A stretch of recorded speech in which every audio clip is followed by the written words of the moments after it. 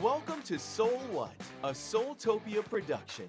Every Tuesday, Michelle and Roger Welch take a deep dive into the intriguing and proactive world of metaphysics, a world beyond our human perception. They'll talk to empaths, readers, and other guests from all walks of life to find out what's hiding under the surface, uncover the mysteries of our modern world, and reveal the answers you need to live a happy, healthier life. Now, here's your hosts, Michelle and Roger Welch.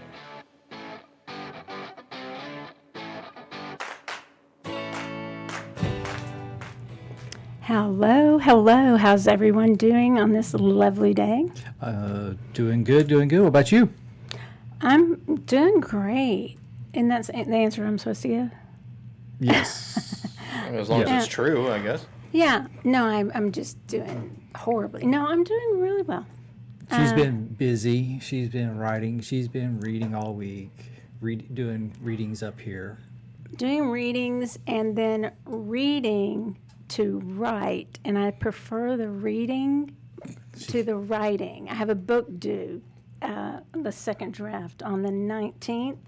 And any Llewellyn people that watch this, yes, I am working on it a whole lot, I promise I am. But I love to read. And speaking of that, I love to read the books of our guest tonight. He's one of my favorite authors, and he writes about crystals and other things because he ties a lot of things into his crystal books. Nicholas Pearson has been learning. Now, we're going to find out how long he's really known about crystals because I know he grew up with crystals, but he's been immersed in every aspect of crystals for like over 30 years, and I have no idea how, or nearly 30 years. Do you know how old Nicholas is? Nope. Maybe there'll be a prize tonight. Okay. Well, guess. I think he's timeless. I can never tell. Okay, so he is a leading voice in the crystal world today. I probably, and I mean this when I say probably read every crystal book I can get my hands on, and I bet you Nicholas has too, but he also reads the geology. So Nicholas brings to us the science and the woo. He might not say woo, but we'll let him choose what words, but woo is a good word to me. So the science behind the crystals and what the crystals can do for us, and he answers a lot of questions regarding, I could talk forever. Does that make him the woo-woo science? He's the woo-woo scientist. He is the woo-woo scientist, yeah. We need a show called that. Yeah. But he has a great show. One of his shows, his podcast, is Get Stoned with Devin Hunter. And I think it's a podcast, and that's a great name, and they're great together, right? Yep. And so Nicholas was at Tide. I'm hoping he'll be at Newt's. He turned in an application, so I'm putting him on the spot because he will be asked to come. And so, and we'll be seeing him soon in Denver at INATS because one of his books is nominated for, as usual, if he has a book out, it's going to be nominated for awards. It's funny, is we have a really cool little group of people, and we all got nominations at Tide. We were all kind of hanging out, and we were like looking around. We all got nominations, for Clover Awards. I think Nicholas may be nominated against some of his good friends, or with not against, but with, so we all support each other. And so he does have a very practical approach that he brings to crystals, and he can teach us so much. And I actually took a class from Devin and Nicholas, but I haven't taken it yet. I've watched some of them because of my time factor. But he is the author of several books, which is humble. I think it's like, how many, Roger? 20? 2. Yeah, something like that. It's like and a couple still of pages writing, of stuff. Right. And so Crystal Basics is one of his books, and he lives in Orlando, Florida. So welcome to the show, Nicholas. How are you doing tonight? I'm excellent. Thank you both so much for having me on. Yeah, we're so glad to. We were talking about when we met you, and Roger, what were you saying about that? That's been a while too, because that was like at INATS probably 10 years ago, maybe 8-10 years ago. Yeah, something like that. And I don't know if Nicholas, if you remember, I'm sure, no. Because we weren't. It's not like we all ran in the same circles at that time or anything, and. We were just people passing by saying hi. Well, he gave a speech, and I went, of course, and then I was like, man, he is brilliant. Yeah. What am I doing teaching crystal classes? So, and I do teach when I have time, which is rare now. But Nicholas, when did you start? I thought I read somewhere that you grew up just loving rocks and crystals and stones, whatever you want to call them. And when did that love of crystals begin for you? Yeah, it's as old as I can remember. I was the kid, stereotypical though it might be, who picked up rocks everywhere. So, it could be little bits of pavement or brick. They were still special and sacred to me in some way. But the deal was, it couldn't just be any old rock. It had to catch my attention. It had to command me in some way or another, just really grab my focus. So I like to say they talked to me. They didn't necessarily use words, but, I felt this kind of intrinsic pull to the mineral realm. And in Florida, we don't have a lot of variety with our underlying geology. So any out of the ordinary rocks that I found along my life journeys had to have been imported. But I picked up bits of coquina from the seashore and limestone and little bits of calcite everywhere I went, because that's what we have here in Florida. But my grandfather, in his infinite wisdom, must have observed me do this a million times. And we estimate around the time I turned 8, he gave me my very first piece of quartz, clear quartz. And it was just like pure magic to hold this piece of earth that was suddenly more luminous and angular, and I don't know, something kind of rhythmic and magical about it that took ordinary stone and just kind of transformed it into something entirely different. It was like holding a piece of a fairy tale, and I've never looked back. I've been in love ever since. Even earlier than that, my grandmother absolutely adored Native American turquoise jewelry. She had a huge collection of that. So I would just beg to see her gemstones, even though it was like gemstone singular. She only collected the one, but I loved it.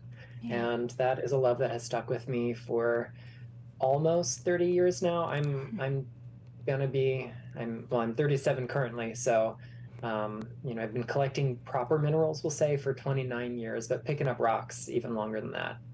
Right. Very cool. Yeah. So, didn't you major in geology? And did you study? Tell us a little bit about that, because I may have that wrong, but I thought you did.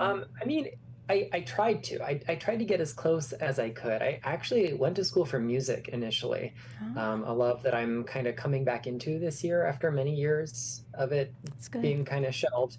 But I went to school. I chose my university based on its really prestigious music school, and I was randomly assigned, or so the paperwork tells me, to work in this place called the Gillespie Museum. Since I was, an art student, technically, I just assumed this was going to be an art museum. I registered for this school pretty late. It was my second choice, but they offered me double the scholarship money, which, it's what you got to do. That's smart. Yeah, you got to do what you got to do. Yeah. And I ended up really adoring the campus and my cohort of students that I was enrolled in. But the real magic on campus was this place called the Gillespie. Now, mind you, I knew nothing else about this university except it had a stellar music program. So when I finally realized that if I just go to work, if I just show up to this job they've selected for me for tuition reimbursement, they will pay me. So the Capricorn kicks in. I'm like, well, let's go make some money. And so I finally asked an upperclassman, where is this Gillespie Museum? And he gives me the funniest look, like I've sprouted an extra head, and he goes, the Gillespie? Why on earth would you want to go to the Rock Museum? No. And I'm like, back up, we have a what? So I started working just as soon as I could. And to make a long story short, I realized that majoring in music was not going to uniquely qualify me to do anything that I was going to love with my life. The idea of teaching high school band for the rest of my life just did not bring me a sense of joy or enthusiasm.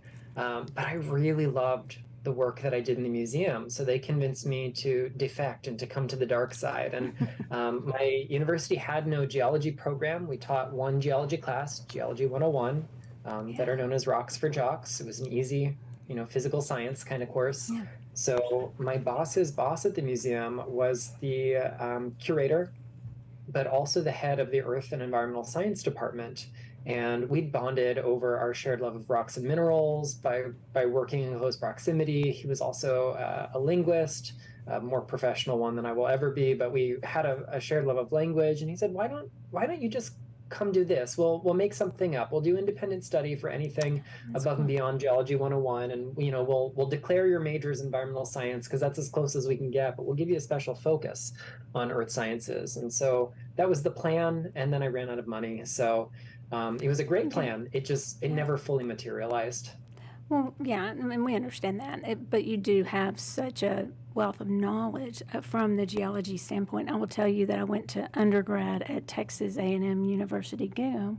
Yeah. My daughter's at UT, and all it was UT, and I don't know, no, none of the kids went to A&M. I don't know what's wrong, except for my brother's side, but they had a geology program, and I remember sitting studying with a guy in the library at A&M, and I was business major because I knew I was going to law school, so I really should have majored in I don't know. I took fun physics, cowboy chemistry, and what'd you call the one that you took? I took all those classes. So rocks for jocks. I took all those so that it wouldn't mess up my GPA with science stuff. But I was sitting with him in the library, and he was a geology major, but the reason he majored in that, he was from where I am, from Longview, East Texas, where there are a lot of oil wells, right? And so, and a lot of the people I grew up with, they still get those royalty checks from all the oil And so he was studying geology for that reason. In fact, here in Dallas, is it the Perot Museum? Mm-hmm. Yeah, so Perot we have Museum. the Perot Museum. Nicholas, if you have ever, well, you were here, we should have told you about it. They have a beautiful collection of crystals here at the Perot Museum. And then a friend of mine's that's in oil and gas, when you walk into the foyer they own the whole building of the building, behind the receptionist, there's beautiful specimens, but they're in oil and gas. So it's interesting. And I was watching him study geology, and I was like, yeah, I'd be flunking out of that. That is not going to be the GPA I need for law school. So I'm very impressed with the fact I've always tried to bring in the science aspect just a little bit to when I teach about crystals, because I feel like we have to have it. And I think it's so interesting. I'd like to know your thoughts. I think it's really interesting when we tie in, the geology ties into the history. And so to me, when we can really think about how the crystals are formed, where they're from, and all the history behind them, then what we say they do for us, it's not that we're just taking someone else's word for it. And I like that in your books because I know you have that background about that. And some other things, not to cut anybody else down, but I just feel like they're just making up it feels like that to me. Okay, just like, let's just make something up. But I love that history and geology and all the facts like that behind it. And would you agree that your books I feel like you get your meaning from some of that. Is that true? Yeah, like if we compare maybe crystal healing to herbalism, in herbalism, even like a more clinical kind of route, it's not uncommon to see people talk about, old school books like Culpeper that make strong astrological correspondences, or that talk about the doctrine of signatures as clues for how we might connect with the spirit of a plant, with the medicinal properties of a plant, with its magical properties as well. But we don't see as much of that in the crystal world. Certainly there are traditions people tap into and kind of give us, bits and pieces that come from mythology, but there are astonishingly few works that spend a lot of time trying to marry the mineral science to the metaphysics of it. And that's what I get a lot of love from. We have clues from the environment in which it formed. There are, energetic signatures to every element on the periodic table, which gives us different energies and different minerals. The different crystal systems, the way those molecules arrange into different groups of like symmetry and crystal habit, also kind of direct the focus, almost like a different personality in different minerals. Yeah. So I like to look at all that stuff and then compare it to the mythology and the modern day mythology. I love crystal books. I mean, you mentioned you've read just about everyone you can ever get your hands on. I'm the same way. I mean, these two shelves behind me are top to bottom just books on rocks. Yes. And I love seeing the threads that emerge, because so many times you can tell that a lot of crystal healing authors don't concern themselves much with mineral science, which is fine. That's not their area of expertise. And it's not what the writing book is about. But it is so fascinating to me to see two people talk about minerals that are rich in lithium with similar language, even though they may not know that the rock has lithium in it, or they'll be talking about cyclosilicates, silicates with ring structures in, again, very similar language without knowing that that is the underlying mineral group to which it belongs. So having that geology background, having that basis in mineral science, let me see those patterns that emerges in other people's works in different periods in history, as well as in the work that I do myself. Right. Yeah, that's why I enjoy your book so much. And people they ask when they come in, are you about your books, or let me correct myself. They ask who we recommend for books, right? And I was glad to see, when did your pocket book come out? Crystal Basics Pocket Encyclopedia. Yes, when did that come out, Nicholas? Formally, I think the official release date might have been March or April, but it got a soft release in Tucson. So I got my copies in January. Yeah. Mm-hmm. We need to make sure we get some of those in the store. We ordered so... I think we had some and they sold. I think we ordered... We had a case of them and they went pretty fast. We've been kind of holding off for a little while because last INATS, I don't know, I think we just went bought bananas way too much stuff. Because I was just buying everything. But the crystal books, who... Are you with one publisher? I know you were with, was it Inner Bear or something? Yeah. Yeah. So far, all of my books currently on shelves are published by Inner Traditions Bearing Company. Yeah. All of my crystal books under the Destiny Books imprint. So yeah, you can definitely find them there. It's fun in Tucson. I always go to that one place where the guy is from Inner Traditions, and I'm always getting your book. Do you remember that? Mm-hmm. It's hidden in some hotel. You have to go down a winding path to get there. And Roger's like, "Where are you going?" And I know exactly where you're going. He goes, "I know." And he goes, she just disappears when we're over in that area. Okay, I'm gonna go over here, do a few things, buy a few things, and I'll go pick her up in a couple hours. Oh, a few things, and by the time I get back, he has like huge amethyst rings, quartz, all the, for a lot of people that we sell them to, he's taking orders for. But I'm just disappear, and I'm like looking at your books and so many other books that they have there. And Roger's like, you can just really look at the crystals here, Michelle. And I'm like, I know, but I got to go look at the books too. Like you said, our favorites, right? Books and crystals. So when did it click for you from going from this is a pretty rock and this rock means this, and this, to the magical side of that, the healing side and what it can do? How did that work for you? That actually started really young because in a roundabout way, I didn't grow up with any kind of like religious ideas in the household. My dad was raised really Catholic, so Catholic, in fact, that I wasn't raised anything. And I understood that there was this ritual of going to church that other families did. I just didn't really know what it consisted of. And instead, my dad and I would do the library every other weekend until I started reading too quickly, and then it was every weekend. And I clearly, feeling this absence of something in my life, was just drawn into all things mystical. Early on, it was like folklore, fairy tales, world mythology, history of religions. So, some weeks it might be learning about the gods of ancient Egypt and the folklore of Great Britain and, Germanic fairy tales. Mm-hmm. And then the following week it might be like mineral science and marine biology, whatever I could get my hands on that was age appropriate, until I read all that. And then it had to be not so age appropriate, and I'd slog through it anyway. But I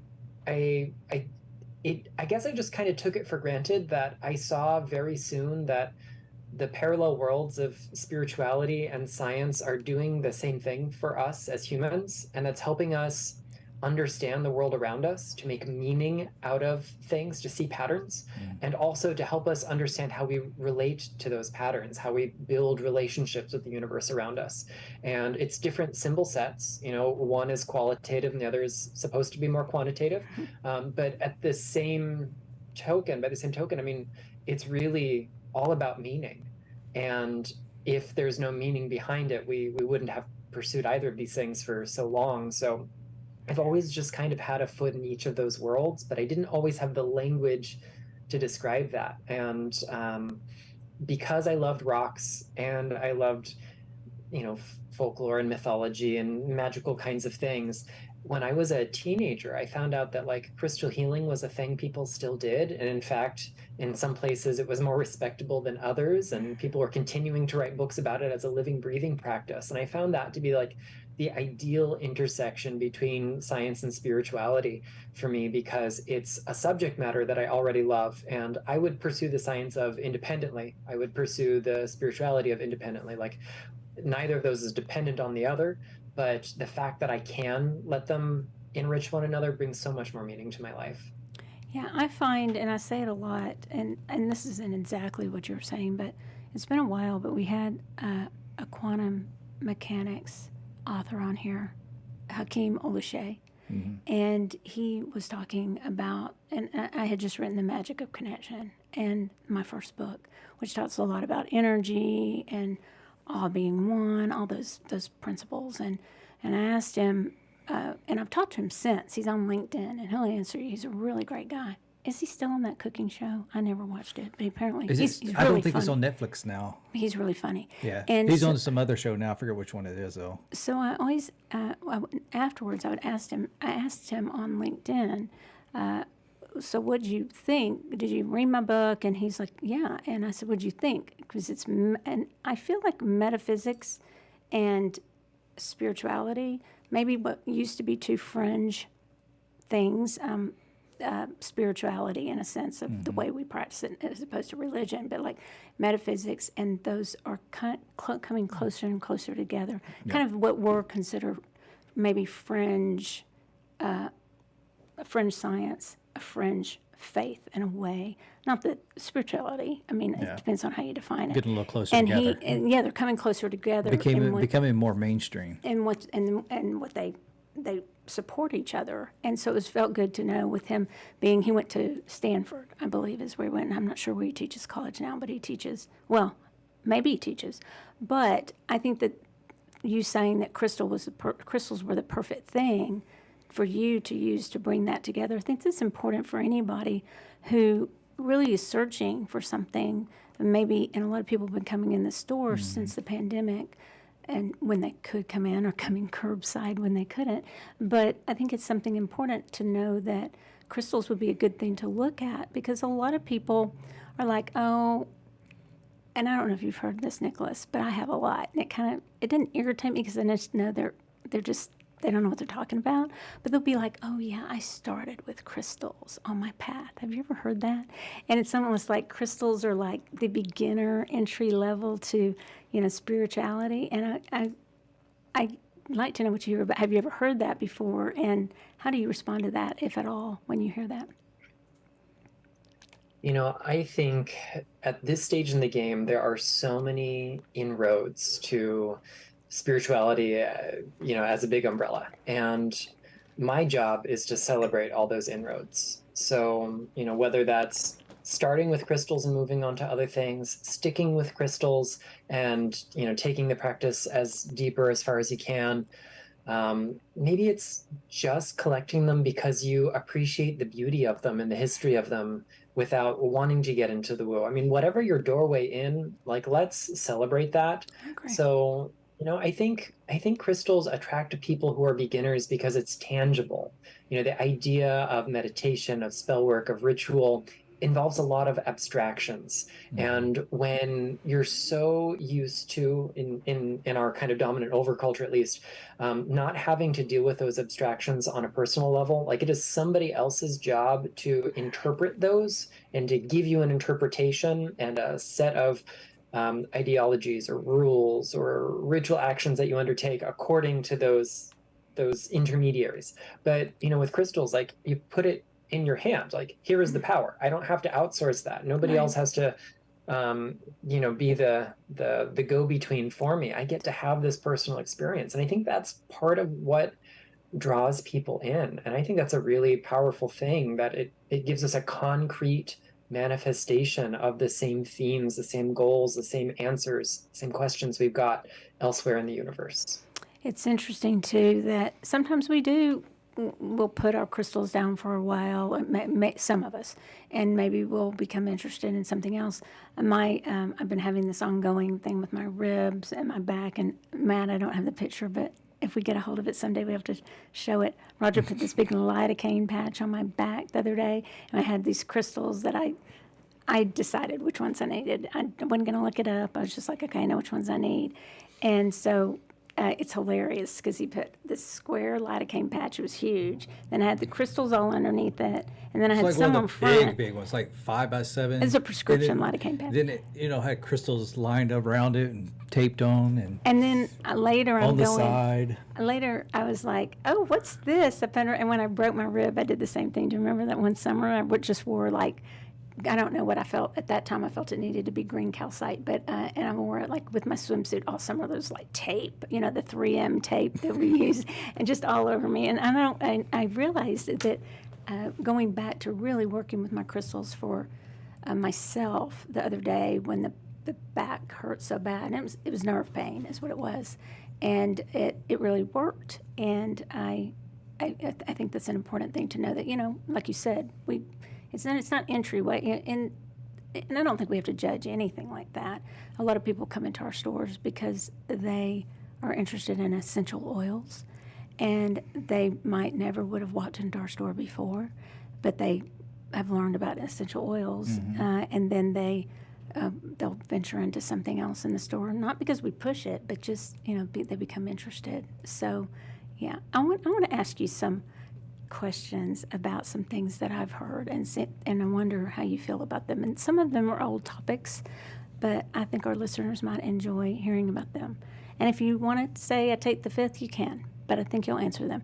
How do you feel about, and I'll say lapis or lapis lazuli, or how do you feel about lapis and the lapis that comes from Afghanistan? And do you have any opinion on that? It's beautiful lapis, but I just read something even recently, like yesterday, about lapis. So I think you know what I'm probably referring to. How do you feel about it? And can you explain just briefly, because I have more questions to our listeners about that issue.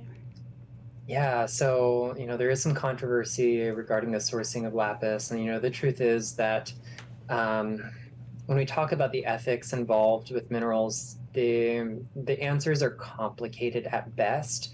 And at worst, they're so many if-then statements that any sane person is going to give up trying to figure things out. And yes, the mining of lapis at least indirectly benefits some of the agents that we might not like them to benefit. But, the truth is that most of the people doing the mining are themselves not affiliated with groups like ISIS or anyone else. And it's just the cost of living, the cost of doing business. If it wasn't mining, it might be agriculture, it might be somewhere else where people are getting tariffed on the roadside to move materials. But the mining, the polishing, the exportation of lapis is how these folks survive, like literally survive. Badakhshan, where it comes from in the mountains of Afghanistan, there's not a lot else that people can do necessarily that is ultimately saleable and profitable. So I think when it comes to the controversy there, we have to remember that we can't cut off our nose to spite our face. We could say, oh, no more lapis, we can't buy it, but think of the harm we're also doing with that. So there's never a clear black and white answer in most cases when it comes to the ethics of crystals. I agree with that. I think And I didn't mean to cut you off, but Yeah. I was going to say, Roger might want to say something about that with a lot of things we sell. Oh yeah, there's a lot of things like that. The other one people like to jump on is, Palo Santo, that is endangered. And they don't realize there's actually 14 different species of Palo Santo, and the one that is actually endangered is on an island with a fence around it that you can't even get to. And the families that we speak to and that we know, that same thing. I mean, that the families that is what they do, and so there's, like you said, there's always there's a problem, but there's also the other side of the issue too. And I like to get to who really is going to suffer if we just say, we're canceling that's out, we're not going to do that, then who suffers? And a lot of times it is the families that have done these mined for generations or farmed something for generations. So thank you for asking that or answering that question. How do you feel? And I heard you talking about this when we first named our stores. We named them Aqua Aura, and I LLC'd that. And at that time, that was a big thing, Aqua Aura being. And now I love Aqua Aura. So I literally gave the name of my company away, and we came up with another name. And I think she's doing okay with Aqua Aura. But I heard you talking about the different aura quartz. And could you explain just briefly again how you feel about those? Because the controversy is not new, but it seems like it's something that still goes on. How do you feel about that? Yeah, so for anyone who might not know, there's more than one process that's used today to produce these kind of iridescent, brightly colored crystals. And originally in like the late 90s or like 2000s, there was exactly one lab in the Pacific Northwest who did it all. And it was a complicated, expensive process. The end result was an expensive crystal. And it's something that we call precious metal anodization. It's also called vapor deposition, where they vaporize the metal. And this all happens in a vacuum chamber that is pressurized and superheated. And under that condition, the quartz makes a permanent bond with that precious metal or mix of metals. So, Aqua Aura was made with chemically refined, like purer than 24 karat gold. And all these other auras made with different metals or combinations thereof. But then we ended up with like generation 2 is done with electroplating. Nearly all of the aura quartz we see on the market is either done with electroplating of titanium, which oxidizes in the presence of other stuff to give us different colors, or it'll be done nowadays with Teflon. They'll actually dye the crystal a bright color and then spray it with an artificial polymer to create that kind of iridescent look. And I don't love that. My 16th birthday was very crystal themed. Other people have other kinds of sweet 16s. Mine was an intimate thing with the family, and everybody got me rocks, and it was great. And I got a pendant of Aqua Aura that I wore every day for years until it like fell apart on me. Like the setting just came apart, and I got so sick of trying to repair it that I eventually I have the little tiny crystal point set aside in a special place. But I loved it. Nowadays, my heart kind of hurts to see all these crystals that have been dyed and covered in plastic being passed off as the real thing. Right. And I'd say we are on the same page on that. Yeah, we see tons of that. Obviously, when we go to Tucson or Denver or whatever, see tons of that stuff. Well, also, they'll come into the store and they'll go, I bought this, and we'll be like, where? And they'll be Wish or something, and asking Roger about it. And I'm the kind that I don't like to answer a question about a crystal unless I'm 100% sure. I was that way in law school too. And the people who are you're not a BSer. I'm not saying this. I'm 100% sure that's a crappy crystal you just bought. But I'll be like, okay, let me be 100% sure that I'm saying the right thing before I raise my hand. And Roger, in my law school class, you would have been the one that raised their hand, even if you didn't read the case, but you would get it right. Yeah. So people show Roger the crystals, and he goes, that's a whatever. And I'm like, well, it might be. And let's look at this, especially from pictures, people, how they want you to figure out what their crystal is, and the picture's crappy and you can't even tell. But I used to jump in those Facebook groups, the ones that say, so what's my crystal? And I stopped because there's so many people out there, oh, that's emerald. Oh, are you kidding me? It's like, I'm not even answering anymore because you have no clue what you're saying. Yeah, they're trying though, and they're trying to learn. But I will tell you, let's really quickly, if we can, if you're okay with this, Nicholas, do we have time to show the things of the week? Yep. Do you want to start? You got those? Mm-hmm. All right.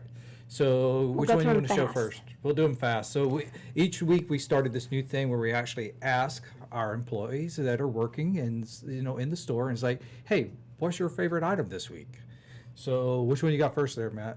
This comes in from Barnes and Noble, my favorite store used to be. Josh. Okay, so Josh, let me show Josh those. from our Frisco location. He's in our Frisco. And by the way, Nicholas, he knows crystals. He's a huge crystal fan. I thought these would be crystals, but they're not. I know, right? Well, he likes these too because these are the feng shui coins.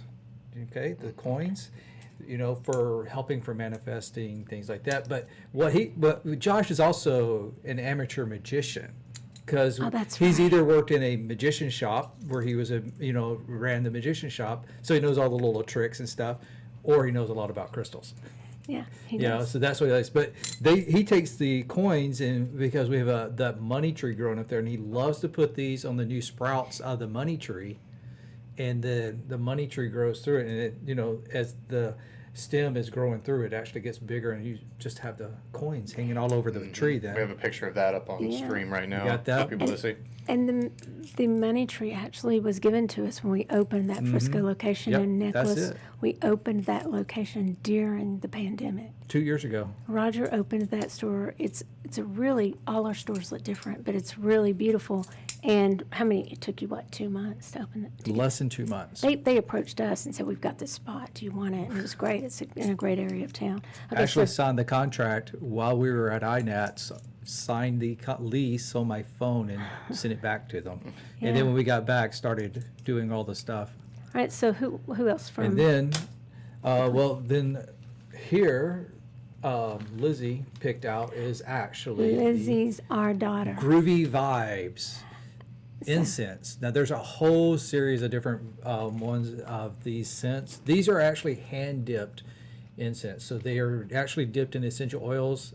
The company that puts these together is Ace, and he does a great job. But they literally hand dip every single one of the incense, and so they have amazing scents to them. They also have the ones with the dragon. These had the groovy. She likes the ones because they had the groovy. Yeah, You know, she the likes Karma. VW bus and stuff like that, and she does love the Karma ones. The yeah. funny thing to watch you guys on these is it has a different label, but it's this, and they'll be named something different. But one of them has like the the dragon, the red dragon, Mm-hmm. instead of the VW bus, and they're the exact same thing. So Karma might be called, I don't know, something Yeah. like you're gonna get it or something. I don't know, reap what you sow. But it'll be called, and people will swear that they're different scents. They'll come in and get one of them more like, well, this is the exact same thing, it's just in different packaging. Yeah. And they will not believe you. They will not believe that it's the exact same thing. So that's pretty interesting Yep. about that company. It's funny. Okay, and then you want to do this And one. then the third one was the and I don't have one here, I've got so a you'll have to picture show a of it, yeah. picture. Yeah. Is actually they're oil diffusers with crystals inside the oil Crystal diffuser. chips. They're crystal chips in there, so they're encased. It's like the base with a clear cover over it. That's a picture of it if you're watching on YouTube.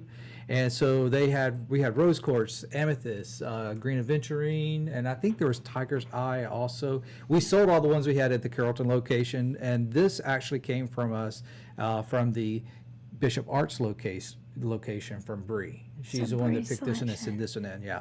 Yeah, And so and they're the ultrasonic, oil diffusers. Yeah. So they're really cool. Like I said, they sold fast when we put them out here, but they still had a couple down there, and they love them. I have a funny story, Nicholas. So we have these diffuser, they're round, you may have seen them, and you can get just the regular oil diffuser, or you can get the Himalayan salt on top. And so mine has the salt, right? Yeah. On top of it, and you plug it in, and then you put just a couple drops of essential oils. One day it was like, I don't know, I think I was reading or something. I was in my office, and I think I maybe only put 6 drops or 4, but probably that means like 12. Too many? I mean, if I do 4, I'm probably accidentally going to do like 10 or 8, 12.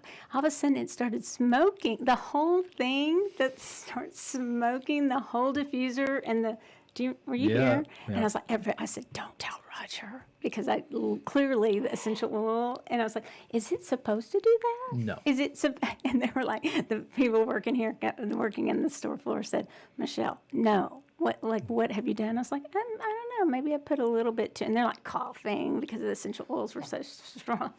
But that's also one of the favorites of those Himalayan salt crystals. As far as our specials this week, I want you to hold up this one because Nicholas can tell us about this. One of our crystals, the crystal of the week is Crazy lace agate. Crazy Lace, and I think I grabbed the right one. So, Nicholas, tell us what you think about Crazy Lace agate.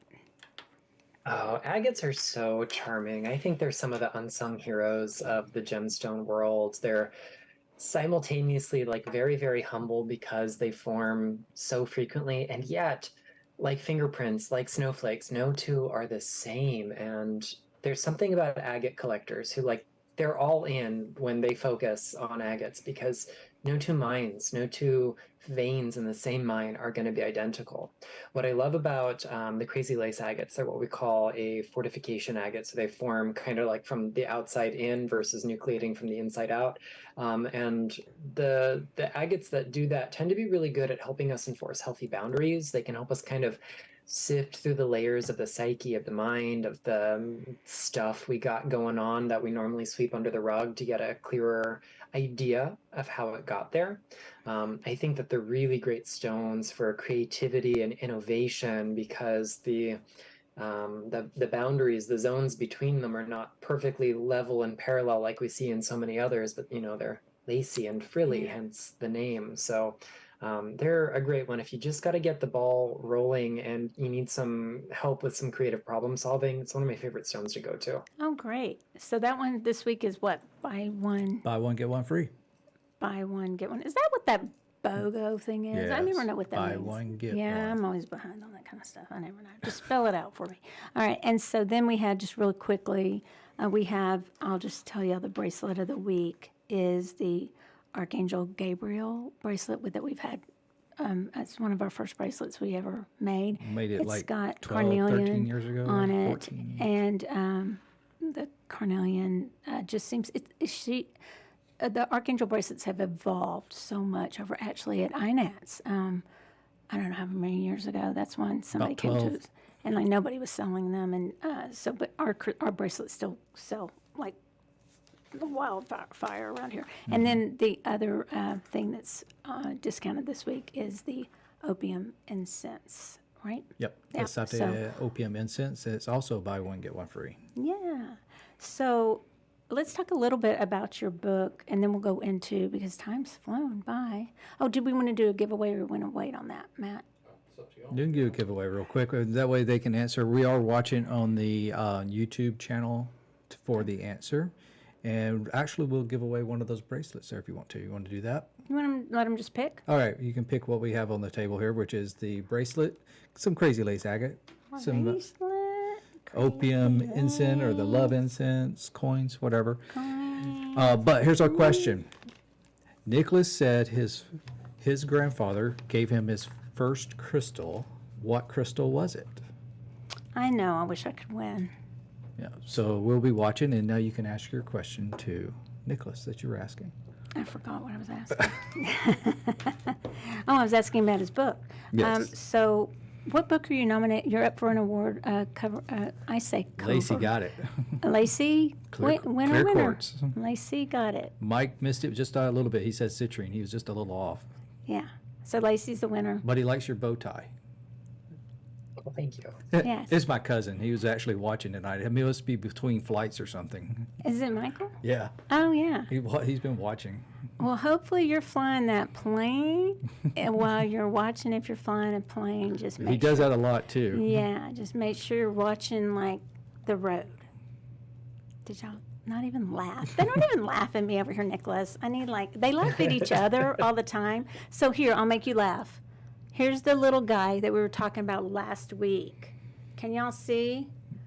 This is the thing Yeah. that made me like almost puke in my car, that I've never had an air freshener. So I was driving her Hanging. car, and I happened to be at the store, and I was like, oh, look, Bigfoot air fresheners. So I grabbed one for my truck and one for her car.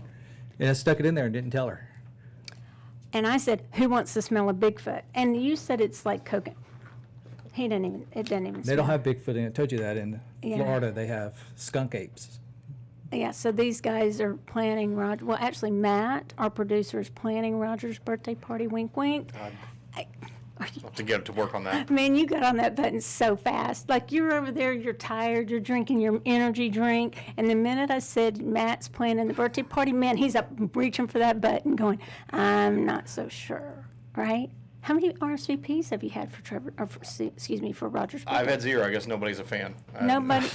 Nobody wants to go I on think- a Sasquatch with I me. think you're not doing your job. I don't think you've sent out the invitations to Roger. Nicholas Roger wants to go Sasquatch hunting, and they Matt, our producer that you met, Matt and Roger both have what are they called? Drones. Drones, And we're gonna do that for Roger's birthday. And last week I just did Matt this really big honor, and he doesn't seem to appreciate it that much, of putting him in charge of the birthday party and all the planning. And so everyone, make sure you get a hold of Matt, because Matt is planning this whole thing. And maybe I will pick out the cake. Well, it's got to be. I mean, it's got to be Bigfoot shaped, right? Yeah. Like, what? Well, hey, I got two. Clay and Lexi's both are in, so there's Clay Okay. and Well, Lexi. there's two. Good. There's two. All right. And my birthday's not till November. We got plenty of time. We got and time. November, out in the woods, it's going to be nice. And you just better come, because he's a Scorpio, and you know what's going to happen if he doesn't. He's That's right. never going to forgive you. Okay, so, all right. The other thing that we're going to talk about is the Crystal Basics Pocket Encyclopedia, because I love a pocket-sized book. So we are definitely going to get some more of those for the store.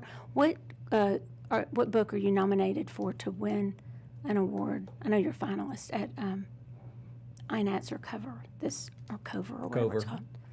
Which book is it? So I've got two, actually. So Crystal Basics, the big one, which came out in 2020, is nominated in the, is a finalist in the Yes, it is. crystals category. And then my second newest book, the one that came out last year, Flower Essences from the Witch's Garden, that Yes. one is a finalist in 3 different categories. So I'm really, really excited about that. You better look snazzy. You're going to be walking up on that stage. You always do, but walking up on that stage a lot. And we're nominated. We got We're finalists in, 5 different categories.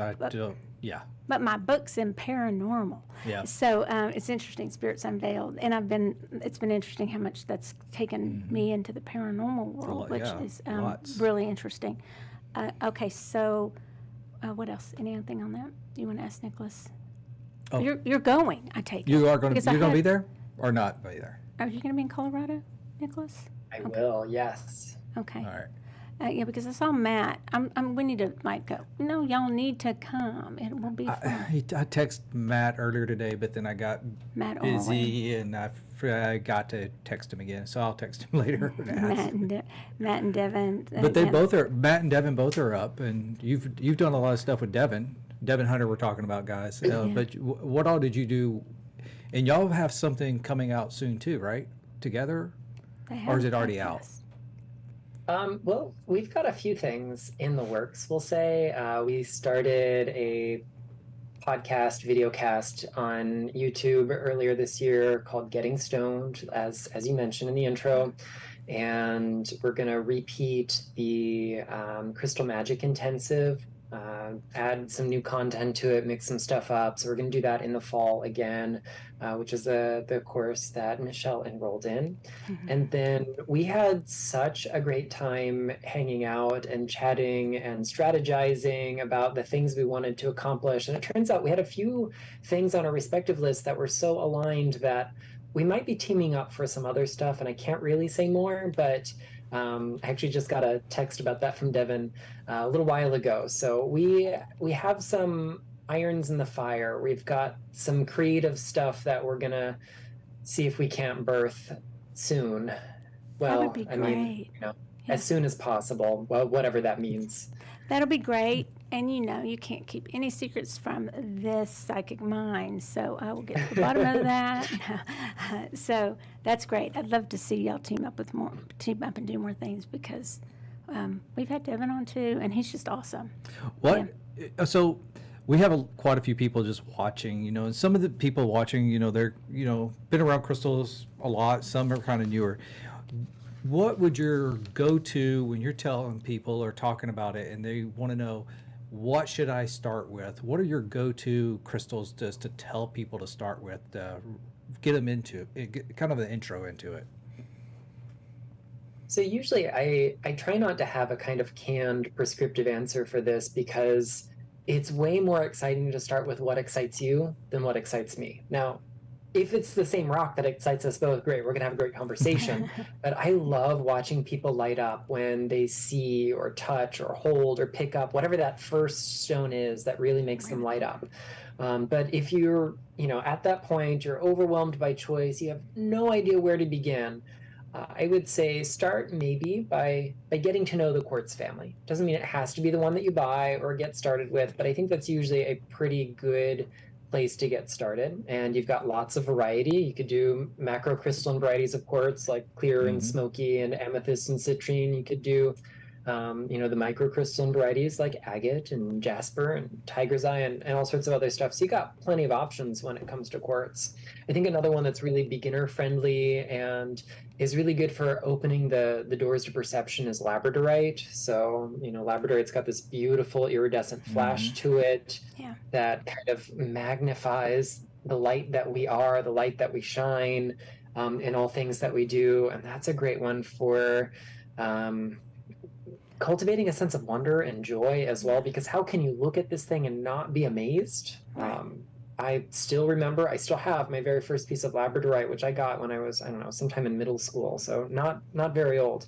And I still am just amazed by the magic of this rock. And then just based on experience, like lived experience and meeting other people who have to live on the same rock as me on planet Earth, I end up recommending rhodonite to a lot of people. It is one of my favorite gemstones. It is so sweet and tender and nurturing, and it shows up for you all the time. So, usually we see it kind of pinky with, marbled veins of black or gray or yellow. Every now and then you can get some that are like a gemmy ruby red like this one. But, rhodonite's just a good stone for dealing with all the human stuff that we don't have a choice. We just have to experience in life. And I think that can be a nice one to have in your toolbox. Maybe it's not the one you're drawn to, but chances are it'll come in handy eventually. Yeah, I use that one a lot for, I was on the board of a battered women's shelter here in town and I've been affiliated with them for, like half my life now, I think, right? And I use rhodonite a lot for that, for trauma, dark night. I think of the dark night of the soul.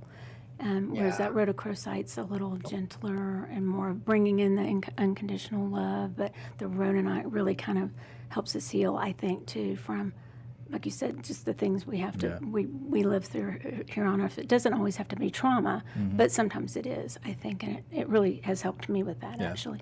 And we did, if you quickly could say, because I know we called this show, we're going to have you back on, because there's so much to talk about, and I'm so glad to get to talk to you.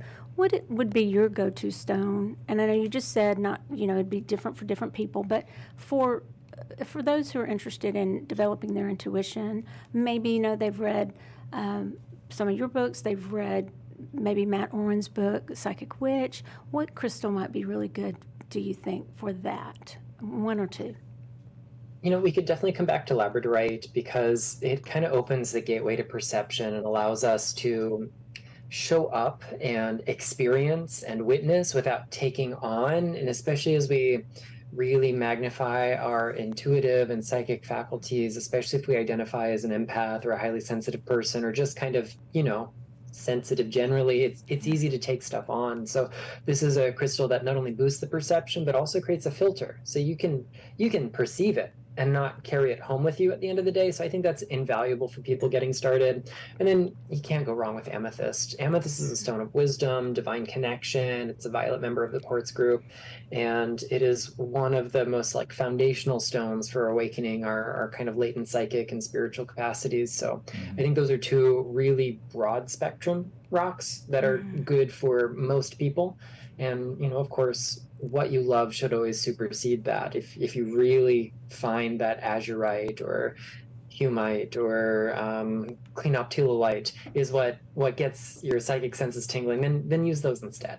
Right, and one of the things that I like about your books and about how you speak about crystals is you don't go straight to the most expensive crystals that, there are some books that I'll go through the books and I'm and they'll have them out in the store, and I'm like, don't use that book because it's gonna go straight to, these aren't your books, but some books will go straight to some of the most difficult crystals to get your hands on, and the most expensive crystals. Alexandrite. Well, just whatever it is, and I really like when there's let's start with, and some people may want that. Not just to assume that they don't want a specimen piece, or you can get a specimen piece, obviously, in these too. But you know what I'm talking about. Just things that are affordable and that people, Something you can especially- actually find, because that happens a lot too, is that you get a book and it's like, I want this crystal, and then it's almost impossible to find it because it's such a rarity into it, or to even find it. There was one particular author, and I won't name the name, and the person has transitioned, but I can't find my word. The crystals were always quite expensive. It seemed like most of the ones named, and I was like, that's okay, but let's not just throw out that to everybody as being a place to start. So, are you down for doing a few readings with us? To close, we're not going to take readings from the audience. What we're going to do is do where we give a reading for the week. Are you up for that, Nicholas? Okay. Let's do it. Let's do it. And it'll be kind of lightning round. Matt, are you going to participate? Yes. So we'll have 4. All Okay. right. So since your mic is on, Matt, do you want to give the instructions for those Sure. listening? Yeah, if you're watching, you don't have to leave a comment or anything, but just in your head, pick 1, 2, 3, or 4. And then whoever gives that reading, that will be your message for the upcoming week. Okay. So do that now. All right. So 1, 2, 3, 4, and no changing. Michelle. We know Michelle's be the first one to change which one she No, wants you know. after the reading's done. You know what?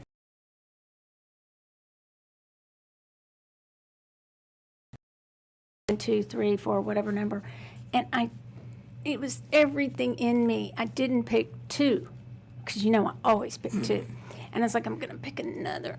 No, I couldn't do it. I picked 2. So anyway, you want to start, Roger? Sure, I'll Okay. start. And All you're right. reading with the Radiant Wise Tarot. Yes, the Okay. Radiant Wise. This is actually a very traditional looking tarot deck. It's one of your favorite. I like the traditional decks, so and I like this one because it's actually borderless. It doesn't have the borders on it. And so for number 1s for this week, I've got the 7 of Pentacles. Guys, looks like that. It's actually kind of set in, there's a lot of ways to look at this, but my biggest thing for y'all this week is don't get too stressed out about things around you, things that are happening. You've actually laid the groundwork for what you have coming up. Sit back and let it take place, and let it bloom, let it grow, just let it be. Don't try to get too much into it. Just watch it and let it be, and don't stress about it. Okay. Matt, do the number 2s. Okay. For number 2s this week, again, I'm using the Oblique Strategies, which is a thought-provoking card deck. And the message this week is repetition is a form of change. I think that's interesting. Most people think of change as having to do something different.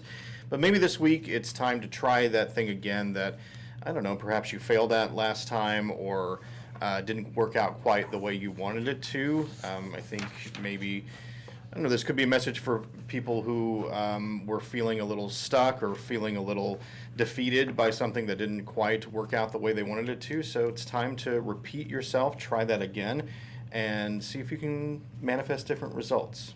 Okay, perfect. Nicholas, would you like to do the 3? Sure. Okay. So I'm using the Crystal Ally Cards Evolution Edition by one of my friends and teachers who's since retired. So we got Amethyst, the card of divine connection. So we're staying on theme today. And the big takeaway here is when we have the noise of the world that feels like it's going to drown us out, take that moment of silence, pause, and find that inner spark of divinity. Remember that it's always with you, and try to operate from that space instead of the noisy space. Okay. That's good. All right. So your number 4s. I'm number 4s, and I really couldn't decide. I'm going to read from, these are our, can you hold them up? Yep. So That's not the card I'm reading, though. these are our but just so you SoulTopia know. crystal cards. So I kind of lost the card. Oh, here it is. Because I want Nicholas, and we won't have a lot of time to comment on this, but interestingly enough, Nicholas, this is one of our most popular quote-unquote crystals. Okay? Oh, polite. So polite.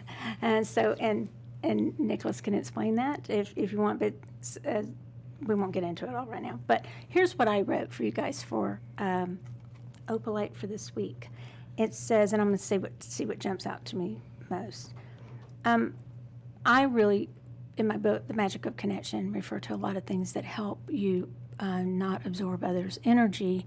And we can use crystals as tools, different allies. It doesn't have to be crystals like we talked about earlier.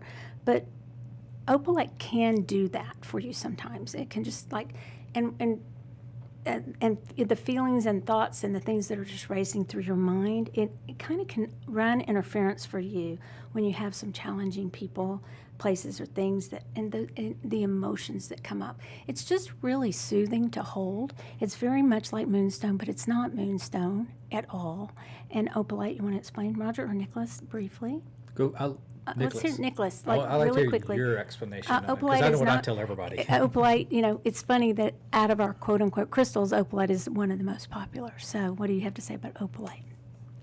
I think people are so enchanted by it. There's a kind of whimsy in its unusual optical properties, and I'm a geoscience kind of guy. So opalite, full disclosure, is glass. It is, yeah. But humans have been producing glass for a really long time. My great grandfather was a glass blower. Glass is made of mineral products. There's nothing wrong with liking it. But I like the kind of symbolism that we find in watching it in different lightings. So we see that kind of milky bluish color normally, but if you hold it up against a bright light, it'll be yellow or orange. There's no blue pigment in it at all, but it comes from the scattering of blue light through something called Rayleigh scattering, part of the Tyndall effect. And that's what makes our sky blue. Our sky has no blue pigment in it. Opals, some precious blue opals tend to not have blue pigment in them. It's the same kind of Rayleigh scattering. So, I think it's really good for helping us shift our perspective. I like that too. Yep. Yeah. Yeah. So thank you for saying that. It's always been interesting to us that opalite, the glass, is sometimes the most popular. It is. And it goes back to what people are drawn to and why they're drawn to it. They think it's pretty, or they think it's soothing, and so Feels good. Like you said, it feels good when people are like it. holding it. It just But makes them calm, and it feels good to them. But we usually give, like you do, full disclosure and what we're. I think that's why people trust us with the crystals, Yeah. because we know where they're come from, and if we don't, we're going to find out, and we're not going to tell you something's amber if it's not amber, and all those kinds of things. So I always say, well, because we have a whole table of crystals, I tell people they're all crystals except for this one, and this one. Those are man-made. well, yeah. So, yeah. Well, thank you for coming on. Roger, do you have anything coming up for this week that we need to talk about? Oh, well, Monday's Memorial Day. Memorial Day's Monday. We will be open all locations, and we will We have... never close, y'all. No reason to. We're here. We close Thanksgiving. We close Christmas Day. That's it. But we are going to be open Monday, but we will have Memorial Day sales starting Friday. So we have some major sales starting Friday, Saturday, Sunday, and Monday. Ooh.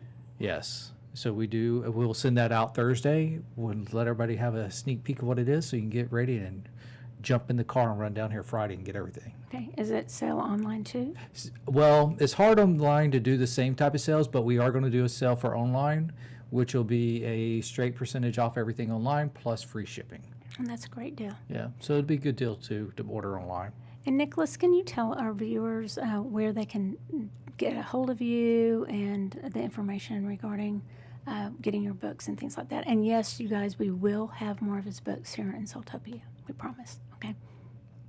Yeah, absolutely. And thank you so much for having me on the show. So if anyone wants to follow up, you want to ask me rock-related questions or anything else that you think I might be able to help you with, social media is a great place. I'm usually pretty responsive there. I'm at The Luminous Pearl in most places, Instagram, Facebook, TikTok, and the like.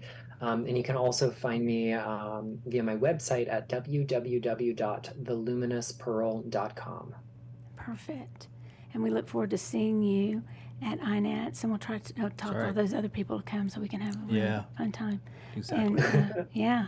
All right. All right. Well, that's it for tonight, right? Yeah, I think so. All right. Well, thank you guys for watching. Make sure you do give us a like and a follow, and make sure you do tune in each week, Tuesday at 7:30 on YouTube, and we'll be next week with. Do we know what we're doing? No. Of course we do. We We know, do, but we're it's a keeping it secret. secret for y'all. Yeah. No, y'all tune in next Tuesday, 7:30. We're going to actually have a really good show for y'all. And make sure you do give a like and a share and a follow. All right. Good night, Thank you guys. so much. Peace Good out. night. See you. And I just copied you on your peace out.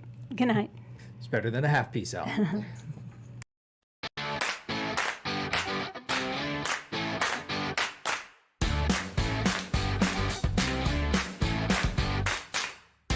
Thanks for listening to SoulWhat, a SoulTopia production. If you're intrigued, searching, or looking to schedule a reading of your very own, visit us in sunny Dallas, Texas, or visit us online at facebook.com/SoulTopia Holistic Boutique.